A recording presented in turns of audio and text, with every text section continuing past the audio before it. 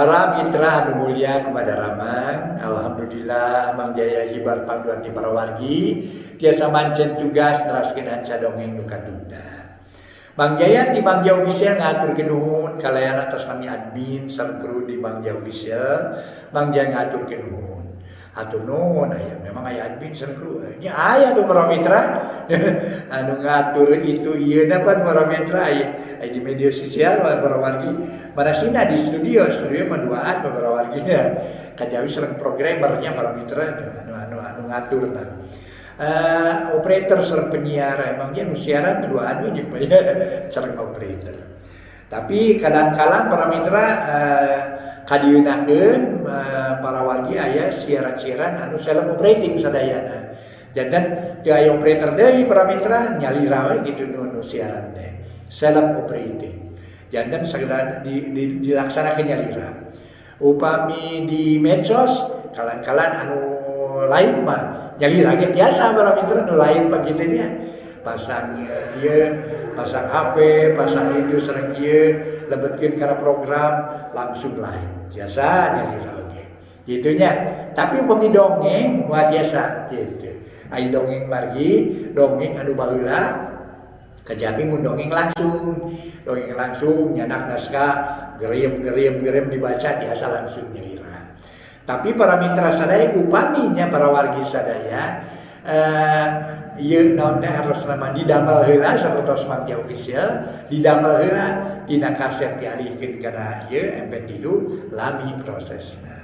Kitu nya benten-benten. Mangga Mang Jaya ngaturkeun nuhun mugi-mugi dongeng-dongeng di Mang Jaya Official tiasa katampi kalian kamingan. Ayeuna Pancatunggal karangan Kileuk Sadina bagian ka-43 urang lajengkeun wilujeng ngadangukeun.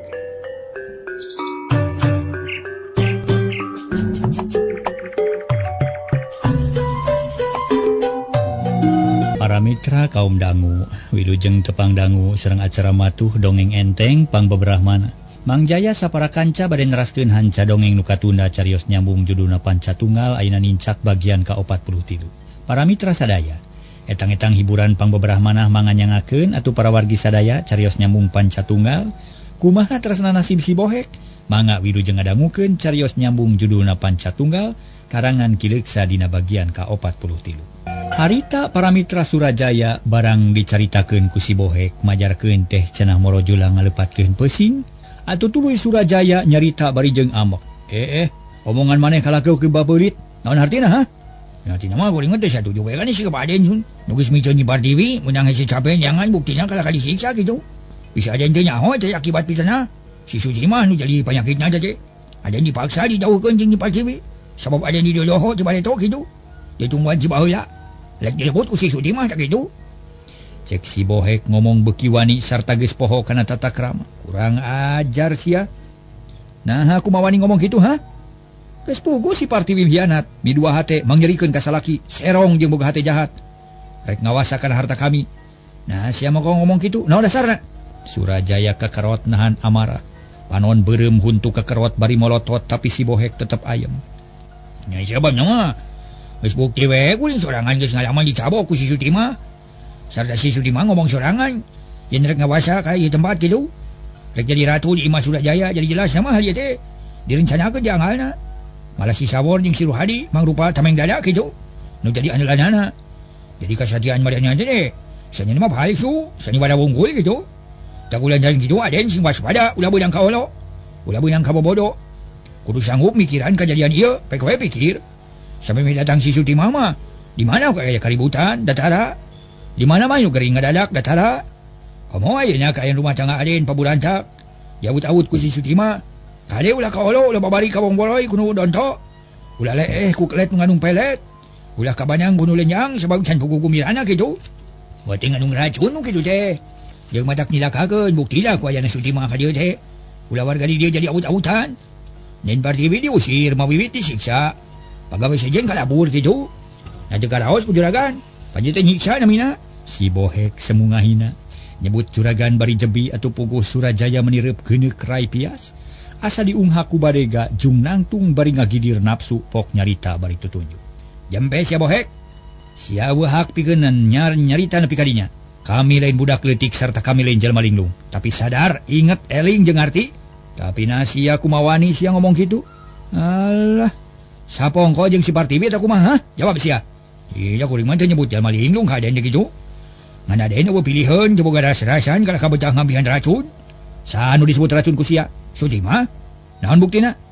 Nya ku ayeuna kejadian kieu pan gara-gara si Sutima. Cukup. Montong ngomong deui sia, ha.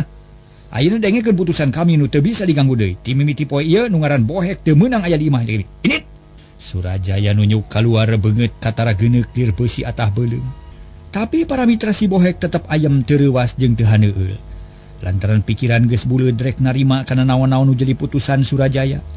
Malah mah geus sugemah hate sabab geus laksana ngedalkeun eusi hatena. Nya nuhun atuh agan. Abdi bade mandog su. Cek si Bohek bakat ku jengkel ngusap birit bari init teu ngareret deui ka Surajaya. Ngademe omongan si Bohek, Surajaya meninga gidir bakat ku amak. Kekerot nahan amarah tapi teu kaburu ngomong deui sabab si Bohek geus jauh manten. Keur kitu torojo Sutimah nyampeurkeun manehna ngarasa heran lantaran nempo Surajaya bangun capek. Ngahegak kasedekeun ku amarah anu ngagolak dina dada. Kang, aya kajanten naon, Kang? Si Bohek kumawani ngalawan ka Akang. Padahal manehna teh pagawe nu satia jeung nurut. Tapi poe ieu ngadak-ngadak jadi ngaco. Jawab Surajaya. Gek diuk deui. Oh, si Bohek sawios atuh Kang teu kedah diemutan lah. Usir da moal rugel kaleungitan hiji jalmi mah. Sajabati kitu seueur deui gentosna nu bakal langkung satia. Eta geus kapikir ku Akang. Malah geus diusir deui. Hate Sutimah ngemplong para wargi. Sabab nu dianggap cucuk rungkang ku manehna geus nungtutan areueuh, tapi Sutimah teu nemongkeun anu bunga. Bisa pisan nyumputkeun semuna. Salajengna kumaha atuh Kang? Ayeuna mah urang laksanakeun we tujuan urang duaan. Ayeuna Akang moal aya nanya ka sasaha deui. Sabab jalma nu dipercaya ku Akang geus hianat, geus dipecat moal bisa dia ka alagawena. Nuhun atuh Kang, abdi mah ngiringan we kumaha engkang. Amarah Surajaya kaupahan. Lantaran Sutimah bisa pisan ngolo-ngolona. Harita ge teu katutuluyan ngambekna tuluy ngobrol jeung Sutimah. Nyawalakeun rencana satuluyna lantaran hayang buru-buru kawin ngarah resmi. Sutimah pasrah sumerah nurut kana kahayang Surajaya da memang eta nu dipikahayang ti bareto. Sedengkeun si Bohek sanggeus diusir ku Surajaya ngingki gemuru ka Mang Kayim nu keur ngadaweung sorangan deukeut istal. Mang Kayim heraneun lantaran nempo si Bohek nu geuneuk siga tas ngambek. Ya naon jang jiga nu nguyung. Diusir Mang dah. Ayeuna pisan kudu ini tinggal ke Nyimah cen silakan Mang. Surajaya teh geus kapangaruhan ku si Sutimah kitu. Hatena lee moal bisa dielingan buktina we ku kuring kadah ngambek kitu. Diusir. Mang Kayim olohok reuwas jeung bingung. Nyamun mamang rek saja ka Surajaya mah pek wae tuluykeun digawe di dieu. Mun geus kebeca mah yalah ini jeung kuring ayeuna. Cek si Bohek bari tuluy asup ka tempatna. Milihan baju nu aralus keneh bes-bes kana gemolan. Sanggeus tarapti teu loba omong kencling ini teu amitan deui ka babaturanana. Si Bohek ngagedig lempang muru lawang pakarangan tuluy init maju ngulon teu rarat-reret deui. Malah jiga nu atoh asa leupas tina sayang maung.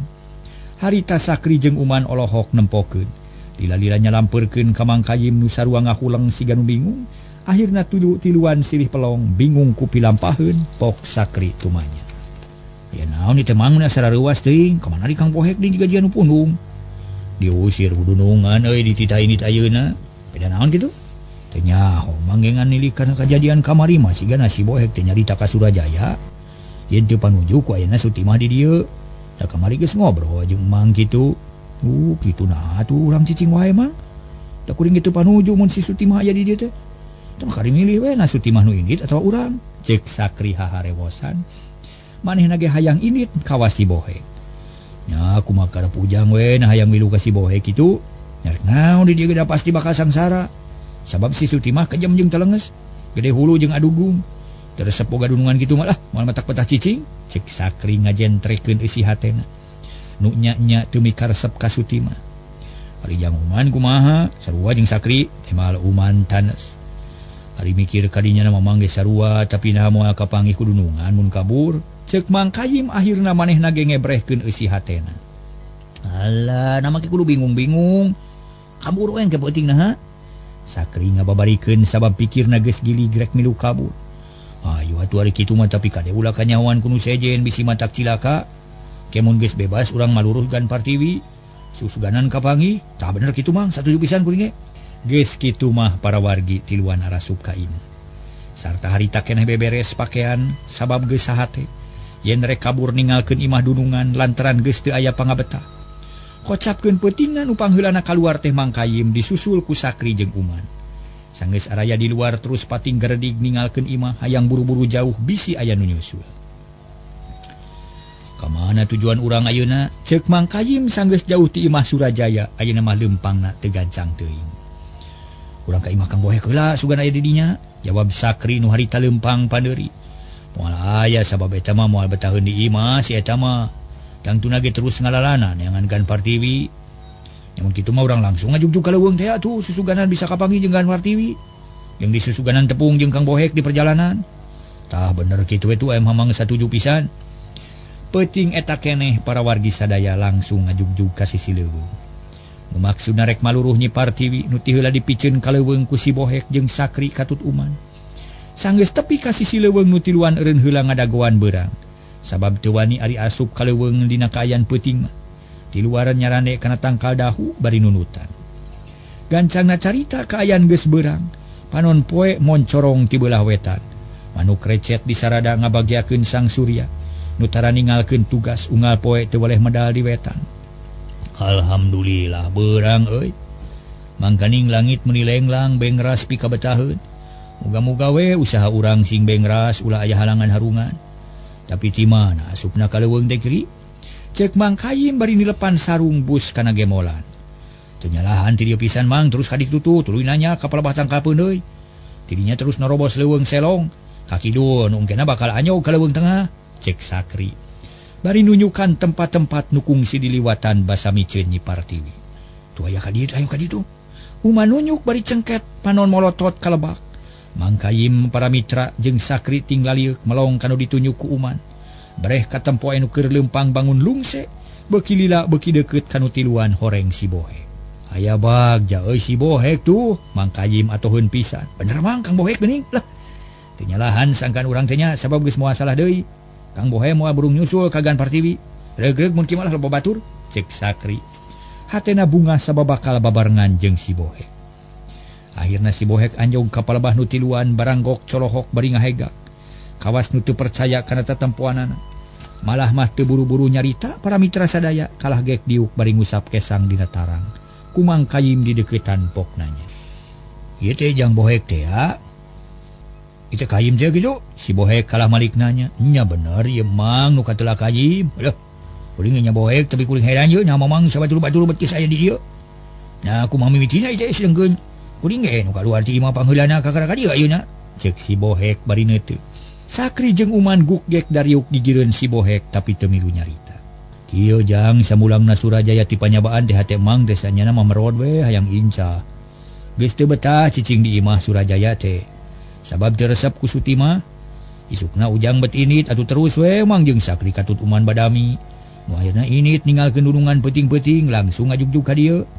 Da bingung cicing Mang teh jeung Sakri geus boga itungan yen Jang Bohek bakal ka dieu. Bakal nyusul gal Partiwi tak kitu Jang. Oh kitu nya syukur atuh ari saha teh mah dah. Dan nya tuh kuring oge bingung ya ketua mah cicing teh. Butuh kulunungan nu nya-nya ka pagawe kitu. Nu kapilih teh teh di watigan Partiwi. Matak teu panjang mikir geus salse mah terus we ka dieu kuring teh. Kuring tepung jeung mamang nuhun atuh. Cek si Bohek bari marah mai. Lantaran nu tadina asa nu ngelis teh jadi regreg boga balad geus galo ti tadina. Kumaha ayeuna Kang? Sakri tumanya bari melong. Ari geus kieu puguh ieu mah langsung we urang ka leuweung. Urang nempogang Partiwi itu tapi ke heula ya sabab kuring capek ya. Urang reureut heula di dieu jeung deui sing lalapar mah kopta aman to. Kantong buka. Aya uras keur bakal di jalan tadi ge. Mang Kayim sabatur-batur aratoheun kantong nu dibikeun ku si Bohek dibuka. Berak dalahar babarengan karasa nikmat jeung sugema. Sabab keur sakitu laparna bet aya nu mawa uras. Puguh we ditumu umur. Kira-kira para bica sadaya harita teh geus meujeuhna init opatan ngamimitian lumampa. Asup ka jero leuweung geledegan nyusul Nyi Partiwi nu bareto dipiri dipiceun kadinya. Sajeroning leumpang si Bohek teu boleh nganaha-naha kana dirina. Ngarasa kaduhung bet satuhu teuing ka Surajaya. Ayeuna beuki kapikir yen Nyi Partiwi teu pantes mun kudu narima hukuman nu sakitu kejemna. Tapi sagala rupa geus kajadian. Teu bisa dibalikan deui iwati kudu sabar jeung tawakal. Dibarengan ku ikhtiar kitu de Mang Kayim para wargi sadaya. Katut anu duaan sahate jeung satujuan pada satia ka Nyi Partiwi, opatan ngahaja asruk-asrukan ka leuweung neangan pidununganeun. Para mitra anu mulia cag tuna heula kaayaan si Bohek jeung balad nu keur ngapruk ka tengah leuweung. Neangan Nyi Partiwi ayeuna kocapkeun di lembur Cipelang, Surajaya jeung Sutimah tali brasare. Dipepene ku impian anu pikabungaheun sabab antara Surajaya jeung Sutimah geus paheut pasini janji pasang Subaya rek ngahiji. Tapi isukna duanana ngarasa kaget lantaran aya laporan ti si Sawor yen si Bohek jeung baturna geus eueuh di tempatna. Atuh puguh Surajaya meninga jenghok lain leungiteun ku si Bohek tapi leungiteun ku baturna nu tiluan. Kang Sawor coba teangan sakali deui nah bener Mang Kayim jeung nuduaan areueuh. Ulah waka ribut bising nyalahan. Ngan ari si Bohek mah teu kudu kaget da memang geus diusir ku kuring. Parantos den sadayana tos diparios. Nanging hasilna tetep we nu opatan teh teu kapendak. Mali kamarna dikunci, barang dibuka pakaian nu opatan teu aya. Kitu jawab Sawor. Nu ayeuna geus jadi kapercayaan Surajaya. Waduh. Kumaha mun geus kieu ye? Surajaya bingung manehna teu ngaharepkeun mun sakabeh pagawe heubeul budal kabeh. Lantaran geus tangtu pagawean bakal acak-acakan eueuh nu ngurus. Rupina mah kalabur Mang Kayim teh Kang nuturkeun si Bohek, cek Sutimah milu nimrung. Hatena bungah ngadenge beja kitu. Masalah pasti kalabur ngan Akang teh jadi bingung ieu teh.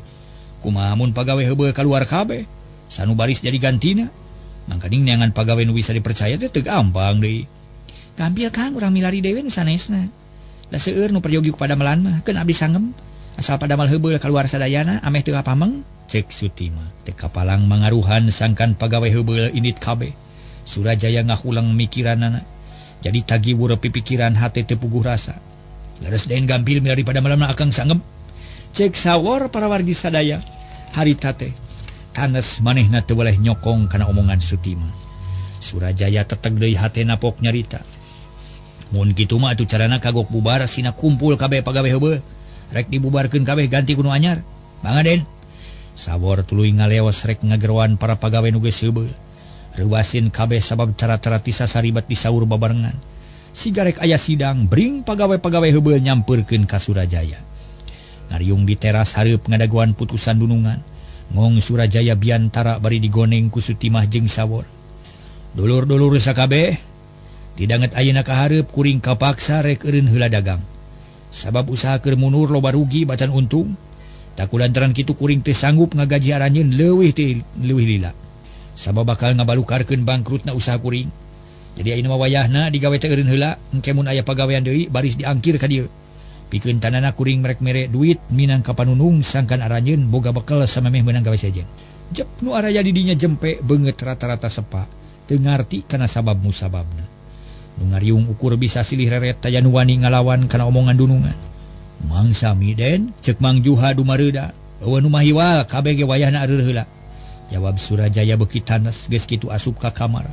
Dituturkeun ku Sutimah teu kung silila kaluar deui mawa rajut dieusi duit, langsung dibagikeun ka para pagawe nu dieureunkeun.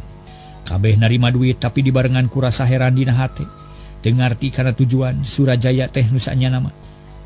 Teu ngarti kana tujuan Surajaya nu saenyana. Ari sabab nu dititah eureun teh nu heubeul wungkul Sawor jeung Ruhadi katut Sutimah mah henteu. Atuh najan narima duit ge taya nu hegar kabeh alum ngandung kabingung. Dulur-dulur sakabeh beral geura beberes geura tinggalkeun ieu tempat.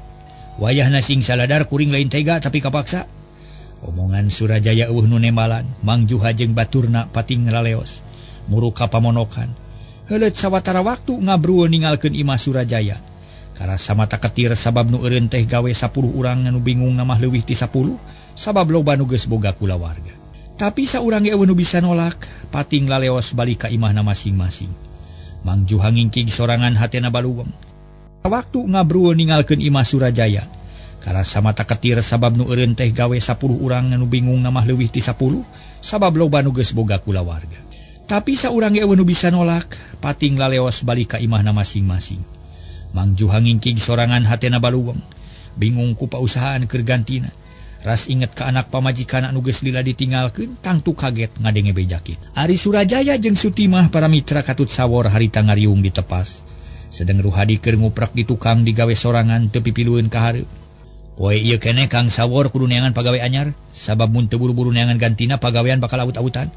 Udah moal ka parawan, hayam moal ka urus, balong moal anu nempo. Atuh saja bati kitu kuring hariwang sabab dina hate aya nu nyelap. Cek Surajaya ngamimitian deui nyarita paroman alun. Agang sanggup lah. Aina pisan sejamiang nanging perkara nu kadua mungkin jelaskeun heula kumaha teh Den cek Sawor. Ku kalaburna pagawe kuring hiji tanah yen bakal aya bahaya. Kuring curiga bisi si Boek sabatur-batur geus badami. Nu akhirna nuturkeun ka leuweung nepungan si Partiwi nu satuluyna bakal aya nu ngagugat ka dieu atawa aya nu nyerang. Cek Surajaya memang seukeut ari perasaan nama ngan hanjakal aya dina pangaruh Sutimah nu saraka. Gampil atuh Den akang pajukeun lah. Boro-boro yang harapan manusia 10 ese. Najan 1000 ditamul ku akang. Langsung lah moal make samel. Arek dihalah. Nu kitu malah disamua-sumalakeun sing bercanten ka akang. Ya akang taming dada ye, si Sawor ye. Sawor nepak dada, sirah dangah nemongkeun kasomongan. Nya Kang Sawor ai waspada mah kudu kumaha carana sangkan si Boek teu bisa tepung jeung si Partiwi. Gampang kirim aji palinglungan. Sina nyerep ka sakuliah leuweung. Sakur arusup ka leuweung bakal katalimeng teu apal jalan. Nu akhirna katalang sara kalaparan di tengah leuweung tak kitu Den. Cek Sawor beuki somong sabab boga angkeuhan. Ilmu warisan ti Aki Wanara aji pilinglungeun cenah para mitra. Saha nu boga aji pilinglungan, sok atuh petakeun sabab kuring mah boga taksiran si Boek bakal arindit ka leuweung neangan Partiwi. Abdi nu bisa kangkeun ulah salempang Kang. Tema Sutimah hayang nemongkeun pangabisa, sangkan Surajaya leuwih percaya ka manehna. Brak atuh jalankeun. Harita kene Sutimah metakeun elmuna nangtung yang hareup ka kidul. Bari sidakap sinuku tunggal sarta beungeut dangah bari peureum. Bibir kunyam-kunyem mapatkeun elmuna geus kitu mah niup 3 kali ka kidul sabab leuweung ayana di kiduleun lemur Cipelang. Geus kitu Sutimah hadiuk deui paroman marah mai sarta pok nyarita. Abi gaduh kayakinan si Boek jeung baturna moal bisa kaluar ti leuweung sabab bakal katalimeng salilana. Moal nyalahan teh Sutimah. Moal Kang ilmu abdi tos diuji ku Aki Wanara tos lulus. Syukur atuh ari kitu mah. Keun sina karasaeun ku si Boek. Tapi kumaha urusan pagawe ye bisa hasil poe ieu atawa moal. Surajaya neuteub ka Sawor nu kapapancenan kudu neangan pagawe. Akang sanggup pokona mah ayeuna pisan bade miang. Jeung atuh geura indit mun geus meunang kudu buru-buru balik. Mangga Den. Sanggeus dibekalan duit sacukupna Sawor amitan. Reos indit rek neangan pagawe anyar, indit maju ngetan. Sabab geus aya niat ti kamarina mun dititah neangan pagawe rek nepungan bapana di Cisaga. Ari Sutimah jeung Surajaya harita teh nuluykeun ngobrol, beuki uplek we taya karisi. Surajaya beuki kapangaruhan jiwana sasat geus kakepeul ku Sutimah. Sabab sakabeh omongan Sutimah taya nu dipungpang. Kang abdi bade tumaros, cek Sutimah nanyakeun naon pok geura caritakeun. Paming Kang leres-leres babele mikanya ka abdi. Waktu serenengan kedah engal diemutkeun nya nah bade iraha.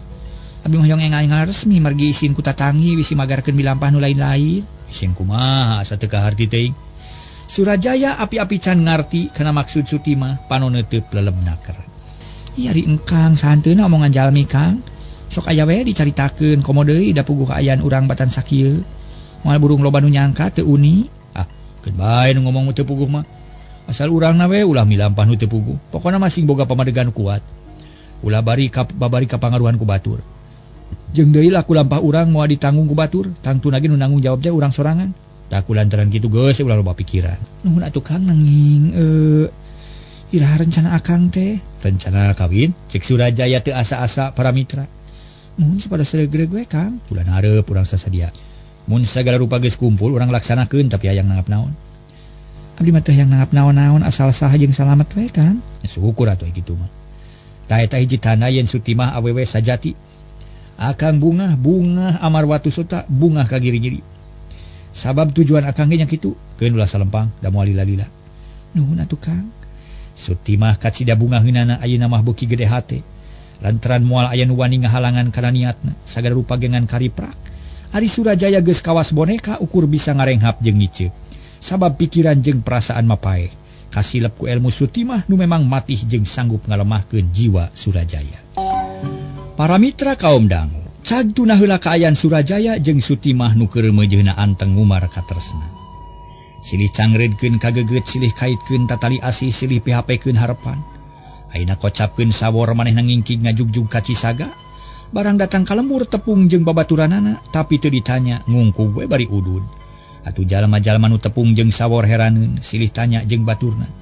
Sabab najan geus taun-taun ge tetep aya keneh anu apal kana rupana. Akhirna Sawor anyog ka imahna kasampak bapana keur ngadaweung bari udud padudan. Ka anak nu ngaran Sawor geus poho sabab ngahaja dipopohokeun bisi mata kerik pikir. Tapi harita ngadadak curing hak sabab kadinya teu datang. Sabor. Namana teh bener sabor. Cek Sugala bari mencerong. Sorot Panon bangun teu percaya kana tetempoanana. Sabor teu buru-buru nemalan kalah gek diuk berjabang baru. Sabor. Kadeng henteu omongan kami. Sugala nanya deui pipikiran beuki tagibur teu pugu. Kuring memang bener Sabor, na bapa teh siga reuwas geuning. Kami mah reuwas sabab geus teu inget ka anak atuh. Tapi ada yeuna bet norojo deui asa dina pangimpian. Teu pati percaya dewek teh. Cek Sugala bari ngadeuketan. Panon tetep melong kana beungeut anakna. Kuring ngarti kana perasaan bapa. Sabab bareto bapa teu kungsi datang ka Imah Surajaya. Nyata kungsi datang ka Imah Surajaya nyalursur jadi anak, harita kuring nyaho. Yen bapa ka Cidahayangna tepung jeung anak, tapi ku kuring teu di aku. Tayina kuring haja datang rek ngajelaskeun masalah eta. Hah? Ngajelaskeun? Ngajelaskeun naon asa bodoh deui? Sugala musap tarangna nyoba-nyoba nyawang ka alam ka tukang. Nah naon nu geus kaalaman, Sugala siga nu geus pikun padahal macan kolot-kolot teuing. Bapak inget ka Sutimah? Sabor nyarita deui. Sutimah? Yang tu bae inget anak si Madari nu leungit. Tapi geus dianggap lapur sabab moal patepung deui. Malah geus dihajatan tiluna tujuhna jeung matang puluna sakalikeun. Sabab Sutimah dianggap geus maot, kitu deui Sabor. Hah? Geus dihajatan? Sabor kaget lantaran geus dihajatan. Bener geus dianggap paeh. Kami jeung Manari geus pono karepan. Jeung deui geus ngarepkeun bakal patepung. Jeung nu jadi anak teh sabab geus beak dengkak neangan anak. Jeung di waktu patepung tapi si anak teu ngaku kakolot, sedih kami teh asa teu diaku ku jadi manusia. Cek Sugala. Bari gek diuk deui paroman alum taya kagumiraan.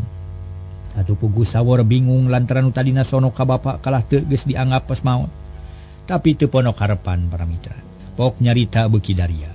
Bapa sing awas waca kuring teh lain ririwa lain jurig, tapi kuring teh manusia nu ngaran Sabor anak bapa. Ayeuna ngahaja datang saja nepungan jadi bapa sono tahun-tahun teu tepung. Si Sabor mah geus paeh atuh, teh mah Sugala tanes. Can pa Sabor can paeh ieu buktina ieu. Lain eta mah pagawe si Surajaya Incu si Akiwanara. Incu Akiwanara teh putra bapa Sabor ngaranna urang Cisaga. Sugala teu ngomong deui para wargi sadaya. Mencerong ka Sabor salila-lila kaayaan dirinya jadi simpe. Eueuh nu nyarita keur kitu kurunyung aya nu datang horeng Madari nu ngahajarek nepungan lanceukna. Ayeuna mah Madari teh geus teu jadi ulu-ulu sabab eureun ti sapra kalengitan Sutimah. Baranggok ngajenghok Madari teh lantaran nempo Sabor keur pahulang-hulang jeung Sugala. Pakpok Madari nyarita. Kang Sugala eta saha na pahulang-hulang bangun bingung. Syukur deui anu datang akang trek ngakurkeun mata ieu teh. Sing pangilikankeun manusia ieu na manusia biasa atawa ririwa. Sabab manehna ngaku-ngaku anak akang teh. Cek Sugala teu euleum-euleum. Saha ngaranna cenah Kang? Sabor ari ngaku nama tapi akang mah teu percaya Sabor mah geus paeh atuh. Oh, Sabor mah geus paeh sarua jeung anak kuring.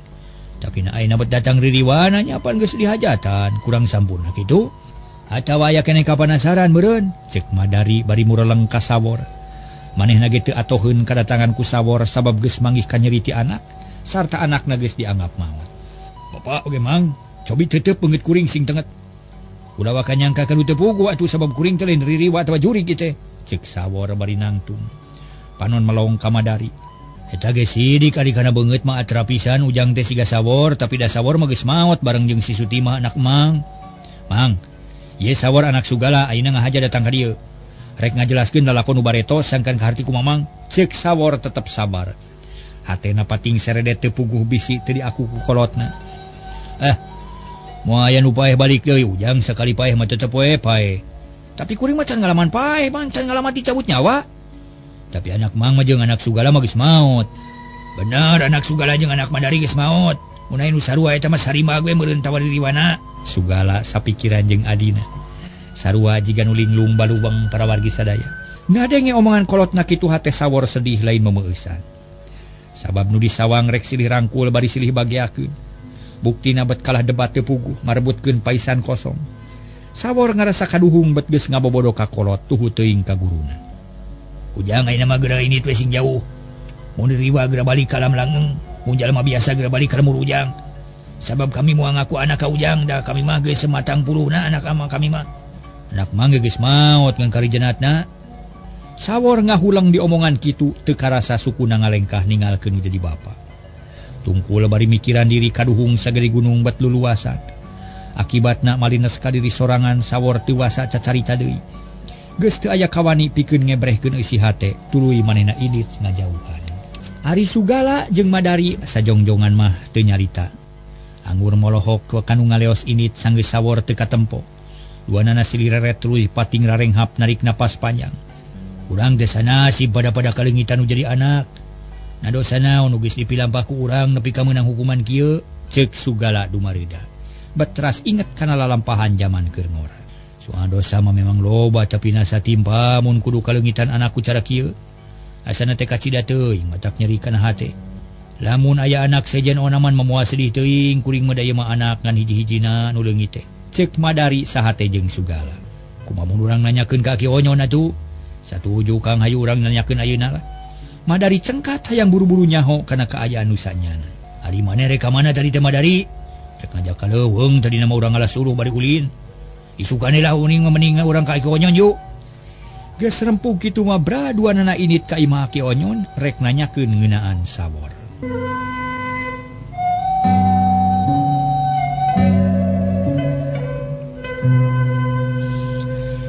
Para mitra kaum dangu tekung silila geus tepi kanu dijugjug kabeneran Aki Onyon teh aya keur ngadaweung bari ngagebugan laleur. Punten Ki, abdi ngaganggu ye, Sugala sopana keur ngomong. Oh iya ka je rek aya naon ujang, mending ngaleut duaan ye teh. Hehehe Aki mah, pira kuduaan disebut ngaleut. Nyakeun bae atuh dabongan ngaleut duaan. Sugala jeung Madari pating serengeh gek dariuk dina palupuh nu geus herang, da sok mileng dipake arulin ku barudak. Aya naon ge teh sanyana ujang Aki mah menyela leuwas ye teh. Perkawis pun anak teh Aki tadi teh aya laratan, ceuk Sugala. Anak nu mana? Naboga keneh anaknya? Sawor Ki tadi teh datang ka rompok. Tuluyna kumaha? Mak saja bade naroskeun ka Aki nasaha teh nu salaresna. Pun anak atawa sanes. Ari rupina mah sami ngan teu pati percaya bilih ririwa, ceuk Sugala dari anaker. Aki Onyon kala ngahehe seuri nemongkeun gugusi nu geus eueuh huntuan. Nah kala kagungu jeung Ki, da ujang mah nya atuh na make nanyakeun ka Aki. Ari kademponya ku ujang kumaha? Eta teh sawor atawa lain? Kaban ujang nu nyaho-nyaho ge anak ujang sorangan tangtuna ge ujang nu nangtukeun. Eta teh anak ujang atawa lain? Maksud teh kieu Ki, abdi sareng pun lanceuk teh bade nyuhunkeun bong-bolongan. Margi tadi teh kasumpingan ku hiji jajaka nu rupina sami sareng sawor. Malah ngakuna ge boga ngaran sawor sarta ngakukeun anak Sugala. Nanging pun lancik sareng abdi teh wantun ngaku. Sabab kapungkur tos dianggap lapur malah tos dihajatan. Taku margi kitu ayeuna bade naroskeun kumaha ieu teh sakadahna. Margi ngan Aki nu tiasa diandalkeun kanggo ngemutan hal ieu teh. Sakitu maksud teh Ki, ceuk Madari. Milu nyarita ngajelaskeun maksud jeung tujuanana. Oh, jadi kitu nya. Kekelana Aki moal usuh ngajawab. Ari jalmana ka mana ayeuna aya keneh di imah tante? Teu aya Ki geus balik, teh mah Sugala. Oh, hanya kala atuh nah atuh lain tadi ka dieu atuh. Ari nama geus hese da geus eueuh teu bisa ditaksir rupa jeung jajaganana.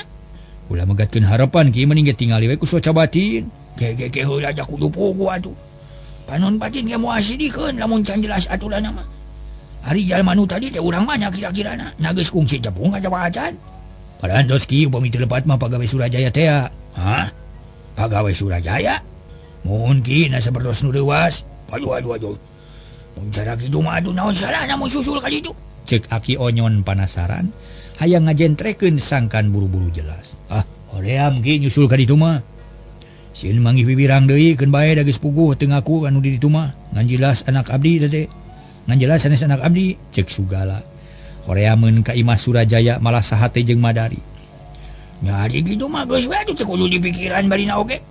Aki Onyon siga nu embung ka papanjangan kop kana panggebug laleur terus neangan laleur nu euteup hareupeunana. Kumaha Ki dah yang puguh atuh? Madari nanya.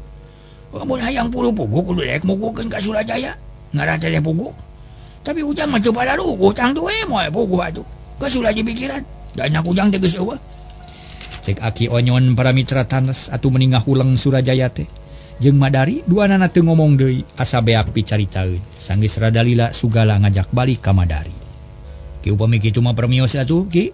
Madari amitan ka Aki Onyon. Oh beral geura mulang pikiran deui nya masing apik. Nah sanu datang ka imah teh anakku jangan tawa lain aki mah teu nyaho. Bangga tuh ki hatur nuhun. Sanggeus amitan leos duanana balik bari mawa hate nu teu sugema.